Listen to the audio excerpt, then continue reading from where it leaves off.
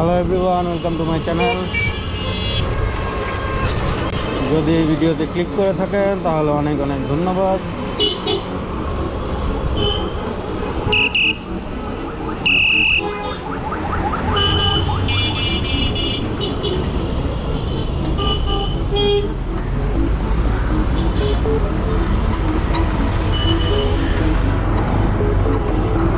আজকে আপনাদের সাথে শেয়ার করব কেন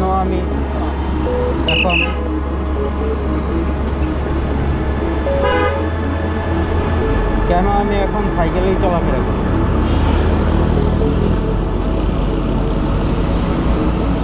সাইকেলে চলাফেরা করে এর প্রধান কারণ হচ্ছে বাংলাদেশের যে পাবলিক ট্রান্সপোর্ট সিস্টেম, সেটা অফিস যাওয়ার সময় বাসে অলমোস্ট উঠাই যায় না। আমি থাকি কাজীপাড়াতে, 10 নম্বর থেকে একেবারে হাউসফুল হয়ে আসে, উঠাই যায় না। তো এটা হচ্ছে গিয়ে তখনকার গল্প যখন মেট্রো রেল চালু হয় নাই। মেট্রো রেল মাত্র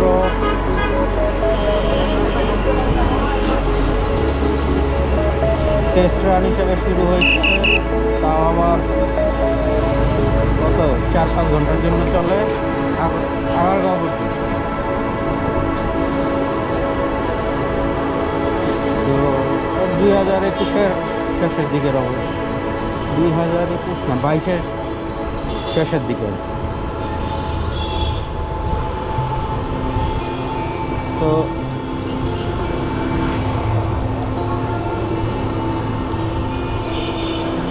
বাসে ওঠার মতো কোনো পরিস্থিতি নাই।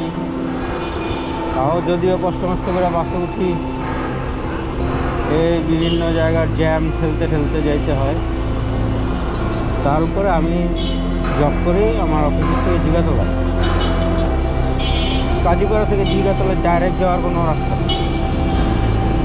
আপনাকে হয় ফার্মগেট নামতে হবে, আর না হলে কলাবাগান নামতে হবে। ফার্মগেট নামলে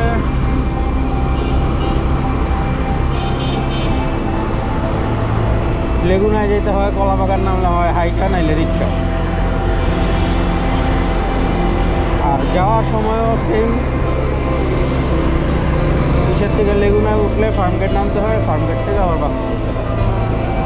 তো ইউজুয়ালি আমার বাড়ি থেকে কাজীপাড়ার ভাড়া 10 টাকাই নেয় যে কোনো বাসে। অনেকের থেকে 15 টাকা নেয়, কারণ অনেকে আবার যে 10 নম্বর গিয়ে নামে।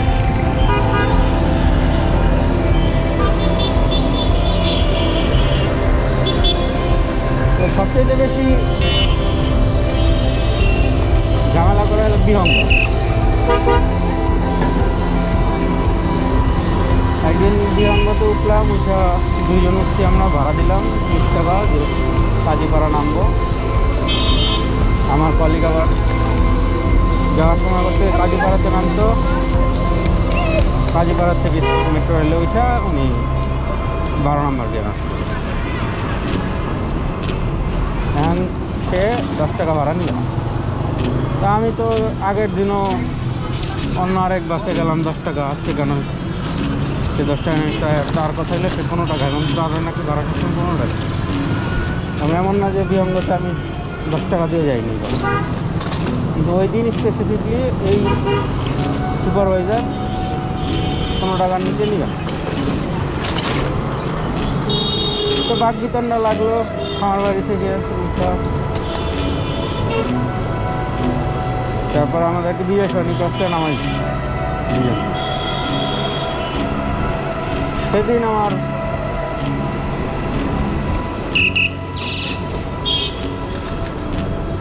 খুব খারাপ লাগছে যে বাংলাদেশে আসলে ফেয়ার বলতে কোনো কিছু নাই। সবাই যে জায়গায় 10 টাকা নিচ্ছে সে 15 টাকা নিচ্ছে, এমন ভালোভাবে বললেও হয়তো।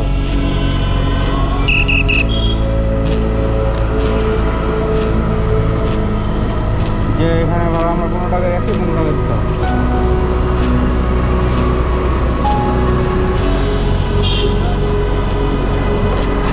সেই দিনই মনে হয়েছিল রাগ ক্ষোভে যে আমি একটা বাইক কিনবো,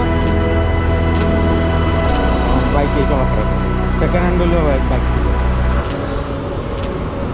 তো আমাদের অফিসের একটা বাইক আছে যেটা দিয়ে আমাদের অফিস অ্যাসিস্ট্যান্ট উনি বিভিন্ন জায়গায় আসা যাওয়া করে, যেমন চিঠিপত্র নিয়ে আসা যাওয়া করা, ব্যাংকে ট্যাঙ্কে যাওয়া এগুলি করে। রুল ভাইকে বললাম যে ভাই এরকম এরকম আমি বাইক চালানো, আমি বাইক সাইকেল কোনো কিছু তখন চালাতে পারি।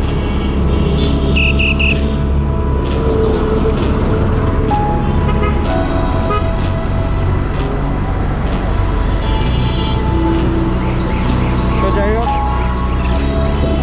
রুল ভাইয়ের কাছে বাইক চালানো একদিন ট্রাই করলাম, যা মোটামুটি ক্লাস দিয়ে দিতে পারি, কিন্তু ব্যালেন্স রাখতে পারি। এখন ব্যালেন্স রাখা প্লাস আবার বাইকের বিভিন্ন ফাংশনালিটি মেনটেন করতে গিয়ে আমি আসলে হিজিবিজি লেগে যেতেছি। তুমি একটা সাজেস্ট করলো যে আপনি এক কাজ করেন, কম দামে একটা সাইকেল কিনেন, সাইকেল কিনা কয়েকদিন সাইকেল চালান, সাইকেল চালানোটা প্র্যাকটিস করেন, এরপরে আপনি একবারে বাইক কিনা বাইক চালান। ওকে, ভেরি গুড আইডিয়া। তো এই করতে করতে অনেক সময় কয়েক মাস পার হয়ে গেছে।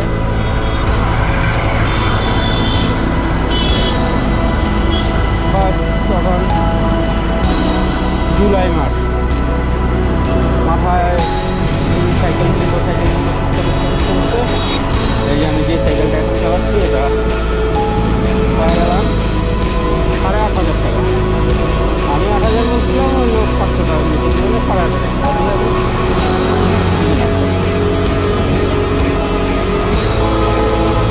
তারপরে বাসার নিচে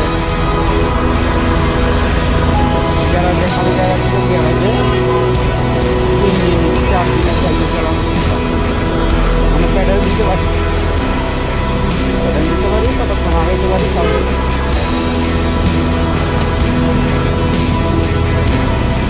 তারপরে আস্তে আস্তে বাইরে হয়ে যাওয়া শিখলাম। তো একদিন এরকম কোনো একটা কিসের দিন কী বলে, কোনো সমাবেশ হচ্ছে। তো আমি চিন্তা করবো, মানে বাসা থেকে বেরোতে দিয়ে কোনো বাস নাই এবং মানুষ কাজীপাড়া স্টেশনে বাস স্টেশনে দাঁড়ায় এখন আমাদের এক বাস না। আজকে তো বাস জীবনে হচ্ছে, আর ট্রেনের তো কথা ভাবি, ট্রেন তো যায় তখনও